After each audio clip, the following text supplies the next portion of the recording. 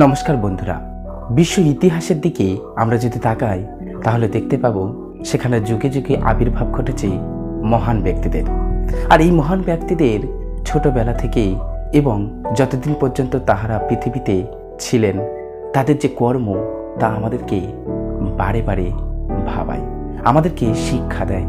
আজ স্বামী বিবেকানন্দের ছোটবেলার কয়েকটি ঘটনা আপনাদের সামনে উল্লেখ করব, যে ঘটনাগুলি সত্যি যেন বাস্তব বলে মনে হয় না, কিন্তু তা আমাদেরকে শিক্ষা দেয়। মহান ব্যক্তির মহান জীবনের ছোট্ট ছোট্ট ঘটনা আজ আপনাদের সামনে আমাদের এই ছোট্ট চ্যানেলটির তরফ থেকে উপস্থাপন করছি।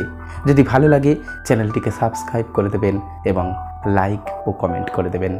1863 সালের 12ই জানুয়ারি কলকাতার শিমুলিয়ার বিখ্যাত দত্ত পরিবারে জন্মগ্রহণ করেছিলেন স্বামী বিবেকানন্দ। ছোটবেলার নাম বিলে, ভালো নাম নরেন।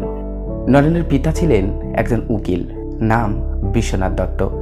যেহেতু স্বামীজির পিতা একজন উকিল ছিলেন তাই তার কাছে বিভিন্ন জাতের বিভিন্ন বর্ণের মানুষ আসতেন। একদিন ছোট্ট ছেলে নরেন বৈঠকখানাতে প্রবেশ করেছেন। প্রবেশ করে দেখছেন যে সেখানে অনেকগুলি হুঁকো সাজানো রয়েছে, বিভিন্ন জাতের মানুষের জন্য পৃথক পৃথক হুঁকোর ব্যবস্থা। স্বামীজি অবাক হয়ে ভাবলেন, সত্যি কি অন্য জাতের হুঁকো খেলে জাত যায়? এই ভেবে ছোট্ট ছেলে প্রত্যেকটি হুঁকোতে টান দিতে লাগলেন। ছোট্ট ছেলে হুঁকোতে টান দেওয়ার কারণে কেসে ফেললেন। বিশ্বনাথ দত্ত কাশির খুক খুক শব্দ শুনে এলেন। এসে দেখছেন যে ছোট্ট ছেলে বিলে সে হুঁকোতে টান দিচ্ছে। বিশ্বনাথ দত্ত ছেলেকে জিজ্ঞাসা করলেন, আচ্ছা তুমি এমন করছো কেন? স্বামীজি তখন বাবাকে বললেন, বাবা, আপনার কাছে বিভিন্ন জাতের মানুষের আনাগোনা, আপনি তাদের জন্য করেছেন পৃথক হুঁকোর ব্যবস্থা। বাবা, আমি দেখছিলাম সত্যি কি পৃথক জাতের হুঁকো খেলে জাত যায়? বিশ্বনাথ দত্ত ছেলের এই তাত্ত্বিক কথা শুনে সত্যি অবাক হয়ে গিয়েছিলেন। একদিন ছোট্ট ছেলে নরেনকে কোথাও খুঁজে পাওয়া যাচ্ছে না। কোথায় যে সে চলে গিয়েছে, বাড়িতে কান্নার আওয়াজ উঠেছে। হঠাৎ একজন বলল, আরে চিলেকোঠার ঘরটা দেখো না, ওটা তো দরজা বন্ধ। সবাই সেখানে এসে হাজির। দরজার সামনে ডাকাডাকি করা হলো, কিন্তু কোনো আওয়াজ এলো না। দরজা ভিতর থেকে বন্ধ, তাই সবাই মিলে দরজা ভেঙে দিলেন। দরজা ভেঙে ভিতরে প্রবেশ করে দেখলেন সেখানে নরেন বসে রয়েছে।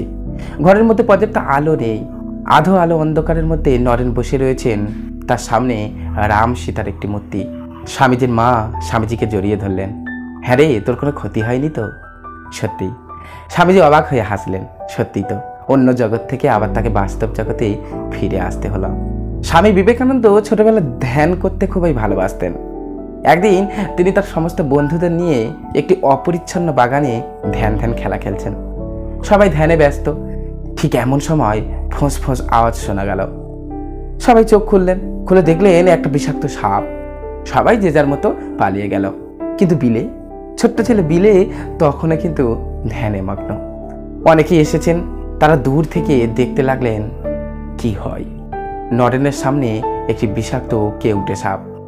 নরেনের মা তখন বারবার শিবের কাছে প্রার্থনা করতে লাগলেন, বাবা বিশ্বনাথ, আমার ছেলেকে তুমি বাঁচিয়ে দাও। তিনি কান্নায় ভেঙে পড়লেন। কিছুক্ষণ পর দেখা গেল সাপটা আবার নিজের গর্তে চলে গেল। মাতা ভুবনেশ্বরী দেবী ছুটে গিয়ে ছেলেকে জড়িয়ে ধরলেন। সত্যি স্বামী বিবেকানন্দের এই ছোট্ট ছোট্ট গল্পগুলি আমাদের ভীষণভাবে উজ্জীবিত করে, আমাদেরকে সঠিক দিশা দেখায় জীবনযাপনের ক্ষেত্রে, আমাদের কর্মক্ষেত্রে, আমাদের ব্যক্তিগত জীবনে নিজেদের নিষ্ঠার প্রতি সংযত হতে, নিষ্ঠার প্রতি নিষ্ঠাবান হতে স্বামীজির এই গল্পগুলি ভীষণভাবে সহযোগিতা করে। স্বামীজি তিনি মহান, স্বামীজিকে আমাদের প্রণাম।